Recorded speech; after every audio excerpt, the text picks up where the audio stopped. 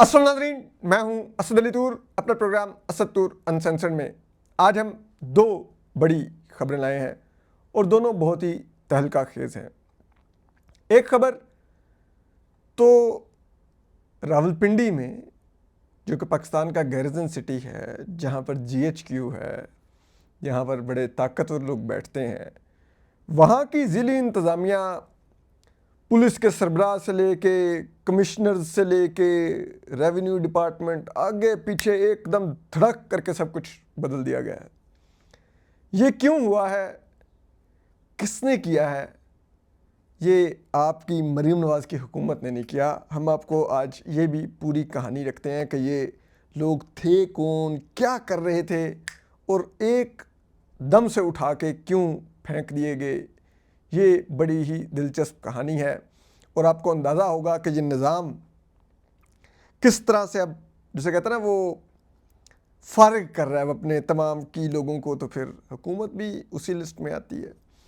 दूसरी जो बड़ी खबर है वो है कि जो इसहाक डार हैं, जो डिप्टी प्राइम मिनिस्टर हैं पाकिस्तान के और वज़ीर ख़ारजा भी हैं, उन पर अब इस्तीफ़े के लिए दबाव बढ़ने लगा है।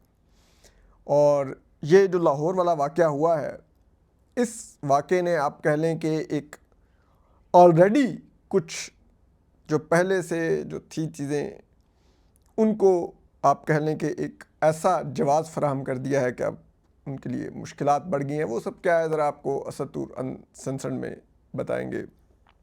चलिए, सबसे पहले आगाज़ करते हैं रावलपिंडी से। ये इस्लामाबाद के साथ ही शहर है और इसीलिए जुड़वां शहर कहा जाता है, क्योंकि सिर्फ एक फैज़ाबाद के उस तरफ रावलपिंडी है, फैज़ाबाद के इस तरफ इस्लामाबाद है। इतना सा फ़र्क है। सड़क IGP रोड के इस तरफ आप देखेंगे तो आपको I8, I9, I10 नज़र आएंगे। IGP रोड की दूसरी तरफ आप देखेंगे तो आपको 6th रोड, स्टेडियम, वो पिनोड़ा, पता नहीं क्या क्या नज़र आएंगे, तो वो रावलपिंडी है। तो लाइक दैट इज़ इट। एक डबल रोड का फ़र्क है दोनों शहरों में। तो रावलपिंडी इस्लामाबाद से ज़्यादा शहर इक़्तिदार है। कहा तो इस्लामाबाद को वफाकी दारुल हुकूमत को कहा जाता है कि इस शहर इक़्तिदार है, यहाँ पर पार्लिमान है, सुप्रीम कोर्ट है, यहाँ पर मिनिस्ट्रीज़ हैं, यहाँ पर फ़लान है, महकमे हैं। हालांकि इनमें से किसी की भी कोई ना औकात आज है, ना कोई वक़्त है, ना कोई इज़्ज़त है, ना ही कोई लेजिटिमेसी है। सब आज जिसे कहते हैं ना, वो गिरा के इतने नीचे गिरा दिए गए हैं कि आज ये अपनी हर तरह की साख खो चुके हैं। तो असल अब कोई मेरी नज़र में शहर इक़्तिदार है तो वो तो रावलपिंडी है। तो रावलपिंडी के जो बहुत ही ताकतवर अफसरान थे, जो पिछले 2-3 साल से इस निज़ाम को सर्व कर रहे थे, और वो इस निज़ाम की तैनातियाँ थे, हाइब्रिड निज़ाम की, वो हुकूमत की तैनातियाँ नहीं थे। उन्होंने 2024 का जो इलेक्शन था 8 फरवरी का, उसमें भी रावलपिंडी डिवीज़न में उन्होंने यकीनी बनाया कि फार्म फूड 7 की इलास्टिक की शलवारें राज करें। तो अब उन अफसरान ने, जिन्होंने निज़ाम के लिए इस हद तक जाके काम किए हुए थे, उनको एकदम कैसे हटा दिया गया? तो ज़रा पहले नाम सुन लीजिए। उसमें रावलपिंडी की तारीख़ के एक बहुत ही पावरफुल डिप्टी कमिश्नर हसन वकार चीमा, उनको हटा दिया गया है। रावलपिंडी पुलिस के सरबराह CPO खालिद हमदानी, उनको हटा दिया गया है। फिर ADCR शहरयार शराजी को फारिग कर दिया गया है। ठीक है। कमिश्नर पिंडी आमिर खटक तब्दील कर दिए गए हैं। AC सदर हाकिम खान तब्दील कर दिए गए हैं। ये सारी एडमिनिस्ट्रेशन एक दिन में फारिग की गई है। और ये नॉर्मल तबादले नहीं हैं। नॉर्मल होता है जो चलें, कभी एक का आ जाता है, फिर कुछ महीने बाद दूसरे का तबादला आ जाता है, तो नहीं, ये एक सबके सर हटाए गए हैं। और इनमें जो आपको अगर एक एग्जांपल दें, हसन वकार चीमा साहब जो DC रावलपिंडी थे, ये इतने पावरफुल ऑफिसर थे, इतने लाडले थे हाइब्रिड निज़ाम के सरपरस्तों के, कि नून लीग की औकात ये थी। वैसे तो बड़ा बताया जाता है कि जी शरीफ ख़ानदान, खुद नवाज शरीफ साहब, उन्होंने बोर्ड बनाया हुआ है जहाँ पर इंटरव्यूज़ हो रहे हैं कैंडिडेट्स के और फिर उनको टिकट मिलने हैं, ठीक। लेकिन मियाँ नवाज शरीफ साहब, शरीफ ख़ानदान और नून लीग की औकात ये थी कि हसन वक़ार चीमा के वालिद वक़ार चीमा साहब, जो कि इस वक्त MPA हैं, PP जिसे कहते हैं ना वो 35 से, तो हालत ये थी कि वक़ार चीमा साहब जो DC रावलपिंडी के वालिद थे, वो एक कस्टम्स के एक रिटायर्ड ऑफिसर हैं, ठीक है। और उनको सरप्राइजिंग तौर पे PP 35 का नून लीग का टिकट मिल गया। हालांकि ये PP 35 वो हल्का है जो नून लीग ने कभी नहीं हारा, और यहाँ पर से शौकत मंजूर चीमा मरहूम साहब 2008 का इलेक्शन नून लीग की तरफ से जीते, ठीक है, जब जनरल मुशर्रफ की आमरीत में इलेक्शन हुआ। 2013 में जीते। 2018 में जब RTS भी बिठा दिए गए फिर भी शौकत मंजूर चीमा साहब ना हार सके। 2021 में जब शौकत मंजूर चीमा साहब का इंतकाल हो गया और यहाँ पर ज़िमनी इंतखाब हुआ, तब भी PTI की हुकूमत थी, फुल जौबन पर थी, लेकिन जो शौकत मंजूर चीमा साहब की अहलिया थी तलत शौकत चीमा साहबा, उन्होंने ये बाई पोल भी जीता, ठीक है। नहीं कि पे नून लीग का गढ़ हल्का, लेकिन नून लीग ने जो शुरू से ख़ानदान नून लीग के लिए वहाँ पे लड़ रहा था, जीत रहा था, परफॉर्म कर रहा था, उसको अबेंडन करके टिकट किसको दिया? हसन वक़ार चीमा के वालिद वक़ार चीमा को। वजह क्या थी कि हसन वक़ार चीमा रावलपिंडी में इतना बड़ा काम करने जा रहे थे, ठीक है। फिर जिस तरह का इलेक्शन में फॉर्म 47 की लास्टिक की शलवारें पहनाई गई, तो वो कोई आम आदमी तो नहीं थे, तो उनके अब्बा को तो टिकट मिलना ही था। और इस दफ़ा जो टिकटें थी नून लीग की, ये मैं आपको मालूमात की बुनियाद पर बात कर रहा हूँ कि वो इतनी ज़्यादा इस अंदाज में बांटी गई कि मैं एक दो जानने वालों को जानता हूँ कि एक मेरे जानने वाले हैं, उनके भाई इस वक्त भी MPA हैं,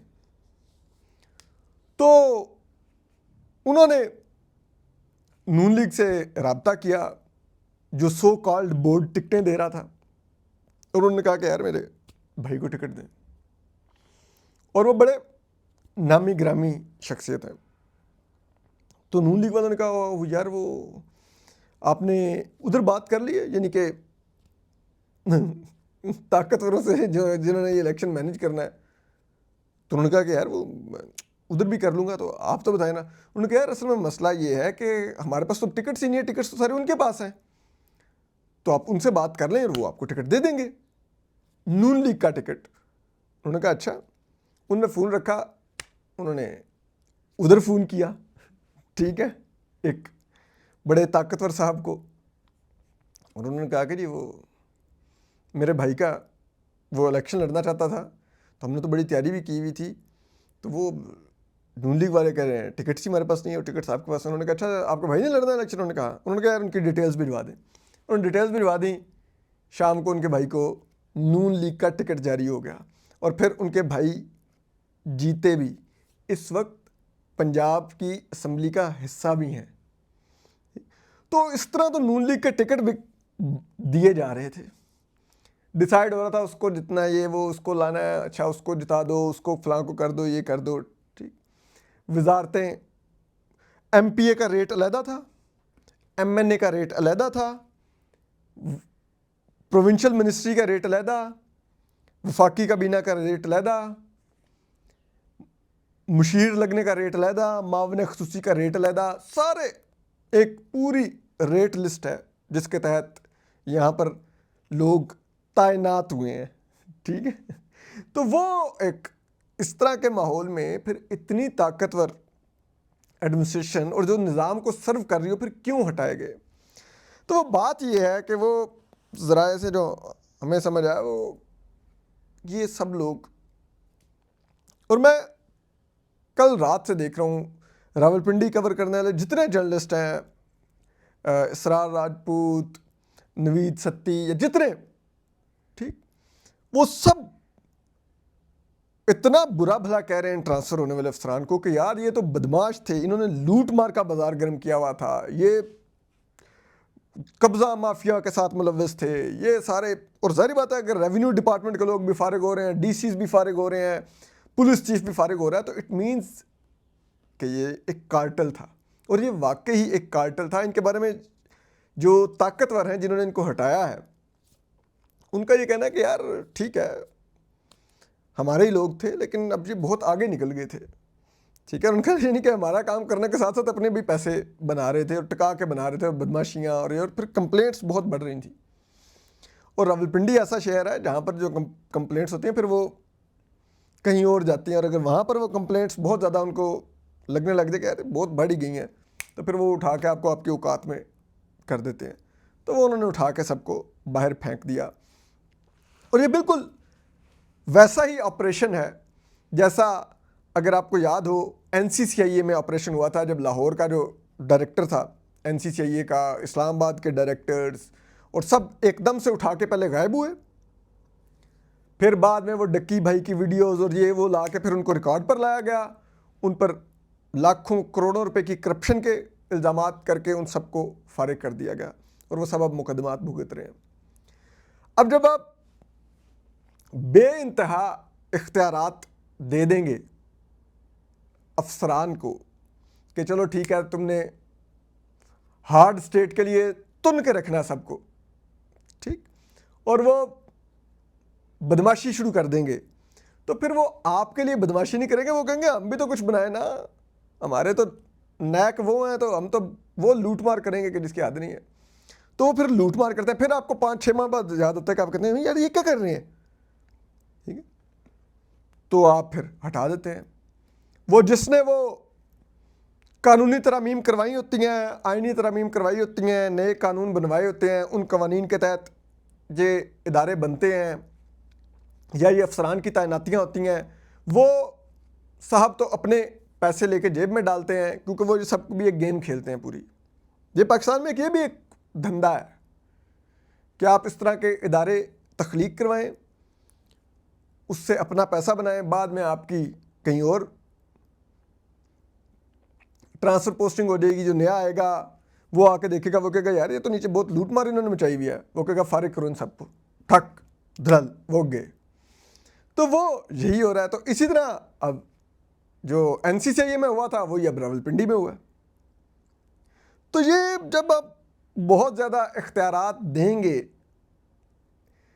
ایک خاص قسم کے لوگوں کو، اور آپ کہیں گے کہ تم نے اب ہمارے گندے کام کرنے ہیں، تو وہ صرف آپ کے گندے کام نہیں کرتے، وہ پھر اپنے گندے کام بھی کرتے ہیں. ٹھیک ہے، جو آپ کے لیے کسی کے گھر میں گھس کے توڑ پھوڑ کریں گے، کسی کا الیکشن چوری کریں گے، کسی کو جیل میں ڈالیں گے، وہ 4-5 اور کو بھی اٹھائیں گے اور ان سے پیسہ لے کے ان کو چھوڑ دیں گے، کیونکہ ان کو پتا ہوگا اس وقت ہمارے پاس پاور تو بہت ہے، ہم جو مرضی کر سکتے ہیں. ٹھیک ہے، تو ذرا جیسے کہتے ہیں نا اس کو سائڈ پہ ایک پیسہ بنانے کا بھی اسی بدماشی کو ایک ذریعہ بنا لو. ٹھیک ہے، کہ ایک چپیڑ ان کے لیے مارو، 4 چپڑے اپنے لیے بھی مار لو. تو یہ چلتا ہے پھر اس نظام کے اندر، اور یہی ہوا ہے اس دفعہ ادھر بھی. لیکن ان سب کو مریم نواز کی پنجاب حکومت نے نہیں ہٹایا، یہ میں آپ کو بات ذمہ داری سے کر رہا ہوں. ٹھیک ہے، ان کی تو اتنی حیثیت ہی نہیں ہے، نہ وہ لگاتے ہیں نہ وہ ہٹاتے. ٹھیک ہے، ان کے تو ابا میاں نواز شریف صاحب کی بھی آج حیثیت یہ ہے کہ ان کو فارم 47 کی لاسٹک کی شلوار پہنائی گئی 8 فروری کی رات کو. ٹھیک، اور ان کو آج ایک 16ویں گریڈ کا افسر بھی کال کر کے کہتا ہے نا، تو رات 12 بجے کے بعد ادھر 26ویں 27ویں آئینی ترمیم کو ووٹ ڈالنے آتے ہیں، کیونکہ ان کو پتہ ہے کہ جس دن میں نے بات نہ مانی تو یہ میری فارم 47 کی لاسٹک کی شلوار کھینچ کے پورے لاہور میں میری نمائش کریں گے. تو وہ ان کی تو حیثیت ہی کچھ نہیں ہے، اس نظام میں ان سب کی کوئی حیثیت نہیں ہے، اور یہ اسی طرح سے فارغ کر دیے جائیں گے. جس طرح راولپنڈی کے ایڈمنسٹریشن ایک رات میں فارغ ہوگی نا، آپ دیکھیں گے کسی دن ایک رات میں پوری کی پوری حکومت ہی بدل جائے گی. تو وہ جو چاہے ان کا کرشمہ ساز، ہم تو بس کچھ بھی نہیں ہے، ہماری کیا حیثیت۔ اب آ جاتے ہیں اگلی خبر کی طرف، وہ ہیں اسحاق ڈار صاحب۔ اور اب اسحاق ڈار صاحب سے استعفیٰ مانگا جا رہا ہے، اور وہ استعفیٰ مانگ رہے کون ہیں؟ وہ آپ کو بھی معلوم ہے، ہمیں معلوم ہے، بڑے طاقتور سینیٹر ہیں، آزاد حیثیت میں منتخب ہوئے ہیں، وہ ہیں فیصل واڈا صاحب۔ فیصل واڈا صاحب نے جو باتیں کی ہیں وہ بڑی سخت ہیں۔ ان میں وہ ایک تو اسحاق ڈار صاحب سے استعفیٰ مانگتے ہیں، اور وہ یہ بھی کہتے ہیں کہ یہی وہ جمہوری جنازے ہیں جن 500 افراد نے ملک پر ایلیٹ کیپچر کے تحت قبضہ کیا ہوا ہے، جمہوریت کے نام پر۔ کچھ جمہوری جنازے کئی سالوں سے ملک کو تو لوٹ ہی رہے تھے اور اب عزتیں بھی لوٹ رہے ہیں، اور افسوس کی بات ہے ان جمہوری جنازوں کی اولاد در اولاد کے ہاتھوں پاکستان کی قسمتوں کے فیصلے ہیں۔ پھر وہ یہ کہتے ہیں کہ جمہوری پارٹیاں اور جمہوری جنازوں کی جو چیز میں ایکسپوز کرتے آ رہا ہوں، پاکستانی قوم دیکھے گی کسی پولیٹیکل پارٹی پر، اس کے لیڈر خواہ اپوزیشن کے ہوں یا حکومت کے یا اتحادی، کسی بھی ایک کا مذمتی بیان سامنے نہیں آیا، اور یہ نام نہاد خواتین کے حقوق کے چیمپئنز کا حال ہے بس خاموشی، کیونکہ ان سب سیاستدانوں اور 500 ایلیٹ کیپچر کے جمہوری جنازوں کے مفادات ایک ہیں۔ دیکھیں، آپ کو بار بار کہہ رہا ہوں کہ اسٹیبلشمنٹ اب بار بار ان کو کنوے کر رہی ہے کہ اب یہ آپ کی فیملیز نہیں آگے چلیں گی، بس اب یہ نظام ہم نے لپیٹنا ہے، فیملیز اب باہر نکلیں، فریش بلڈ لانا ہے، یہ وہ تو فیصل واڈا صاحب وہی ٹون دے رہے ہیں، ٹھیک، اور وہ جمہوری جنازے بھی کہہ رہے ہیں، اور ہم بھی آپ کو کتنے عرصے سے بتا رہے ہیں کہ اب اسٹیبلشمنٹ کہتی ہے کہ یار یہ تو ان کی سیاسی موت ہو چکی ہے، تو ہم ان لاشوں کو اٹھا کے کیوں پھریں، ان سیاسی لاشوں کو، یہ تو ہم پر بوجھ ہیں، اور ہمیں تو گالی پڑ رہی ہے ان کی وجہ سے، زیادہ گالی ان کی وجہ سے پڑ رہی ہے۔ تو وہ کہتے ہیں کہ بس ٹھیک ہے، بس آہستہ آہستہ فارغ کرو، بات کر رہے ہیں۔ اب اسحاق ڈار صاحب کا مسئلہ یہ ہے کہ اسحاق ڈار صاحب کے پرانے اسٹیبلشمنٹ سے تعلقات خراب رہے ہیں۔ آپ کو یاد ہو کہ 2014-15 میں بھی ان کے بڑے کچھ جیسے کہتے ہیں دفاعی معاملات سے ریلیٹڈ کچھ رقوم کی ادائیگیاں تھیں، بجٹ تھے، اس میں ایڈجسٹمنٹس تھیں، وہ اسحاق ڈار صاحب نہیں مان رہے تھے، اور انہوں نے تو پریس ٹاکس میں 2 دفعہ کہا کہ ہمیں اپنے جہاں پر دفاع کو دیکھنا ہے وہاں پر معاشی گروتھ کو بھی دیکھنا ہے، تو اس کے مطابق فیصلے لینے ہوں گے۔ یعنی کہ انہوں نے ادر ورڈز کہا کہ یار میں سارا جو میں نے معیشت چلانی ہے، میں یہ نہیں کر سکتا کہ وہاں سے فنڈز ڈائیورٹ کر کے تو میں ڈیفنس بجٹ میں ڈالتا رہوں، ان اناؤنسڈ ڈالتا رہوں۔ تو وہ ایک تھی، پھر بعد میں ان کو جس طرح سے بنے تو ان کو پھر ملک بھی چھوڑنا پڑا، اور پھر وہ بیرون ملک رہے۔ اب بات یہ ہے کہ وہ پرانی چیزیں بھولی تو نہیں، اور اسحاق ڈار صاحب اب پھر کوشش بھی کر رہے ہیں کہ وہ وزیر خزانہ بن جائیں۔ وزارت خزانہ سے متعلق جو امور ہیں اس کی جو اوپر کمیٹیاں بنا دی گئی ہیں، اس کو چیئر اسحاق ڈار صاحب کرتے ہیں، اور جو وزیر خزانہ ہیں وہ ان کمیٹیوں کے ممبر ہیں، ٹھیک ہے۔ تو اسحاق ڈار صاحب کو پہلے تو وزارت خارجہ میں ان کو غیر مؤثر کر دیا گیا ہے، اب وہ بھی وفاقی وزیر داخلہ محسن نقوی صاحب دیکھ رہے ہیں بیرونی دنیا کے ساتھ تعلقات اور تمام معاملات، تو اور جو وزارت خزانہ میں بھی وہ گھسے ہوئے ہیں، وہاں پر بھی کوئی طرح ابھی تک کمفرٹ نہیں ہے ان کے بارے میں، تو پھر ان کو طریقے سے سائڈ لائن کر کے رخصتی کی کوششیں ہونی ہیں۔ اب یہ جو مقدمہ ہوا ہے، جو ان کے اسحاق ڈار صاحب کے بتایا جاتا ہے کہ نواسے ہیں محمد رضا ڈار صاحب، یہ معاملہ بالکل ویسا ہی ہے جیسے 2016 میں پاناما لیکس آیا تھا، کہ اسٹیبلشمنٹ تو عرصے سے نون لیگ کو نکالنا ہی چاہتی تھی، ٹھیک ہے، لیکن قدرت نے ایک اسٹیبلشمنٹ کو بنایا رکھ کے تھال میں پیش کر دیا پاناما لیکس، انہوں نے اس پہ رکھ کے میاں نواز شریف صاحب کی سیاسی گردن اتار دی اور نون لیگ فارغ کر دی، پی ٹی آئی کی لاٹری لگ گئی۔ سیم وے اسحاق ڈار صاحب سے آگے ہی چیزیں اپ ڈاؤن چل رہی تھیں کہ بنا بنایا پھل یہ کیس آ گیا۔ اب اس کیس کو لے کر ان پر دباؤ ڈالا جا رہا ہے کہ جاؤ گھر، اور تو اور شیر افضل مروت صاحب بھی بول پڑے ہیں، جو خود پی ٹی آئی کے خلاف اس ٹائم پٹیشنیں کر رہے ہیں، سہیل آفریدی صاحب کو ہٹوانے کے لیے پٹیشنیں کر رہے ہیں، وہ بھی اسٹیبلشمنٹ کے کی آدمی ہیں، وہ بھی کہہ رہے ہیں اسحاق ڈار صاحب کو کہ استعفیٰ دیں۔ تو یہ ساری ٹون دیکھیں، یہی ہے، میں بار بار کہتا ہوں کہ فارم فٹ 7 کی لاسٹک کی شلواریں تو انہوں نے 8 فروری کی رات کو پہن لی، لیکن اس رات ہی اپنی عزت انہوں نے گروی رکھ دی۔ اب اسٹیبلشمنٹ روز ان کو بھگو کے جوتیاں لگاتی ہے، 100 پیاز نہیں دیتی، صرف 100 جوتے کھلاتی ہے، اور یہ چپ کر کے کھا رہے ہیں، ان میں سے کوئی چوں بھی نہیں کر سکتا کہ ہمارے ساتھ وہ یہ کر رہے ہیں، بیٹھے بس کہہ رہے ہیں جتنے دن اور بچا کے نکالنے تو نکال لیں۔ تو عزت اور غیرت جوان کی موت ہوتی ہے، یہ نون لیگ اور شریف خاندان کا موٹو ہے، اور یہ کہتے ہیں کہ ضمیر کچھ نہیں ہوتا، یہ صرف گناہ کی لذت کو کرکرا کرتا ہے۔ اپنا خیال رکھیے، اللہ حافظ۔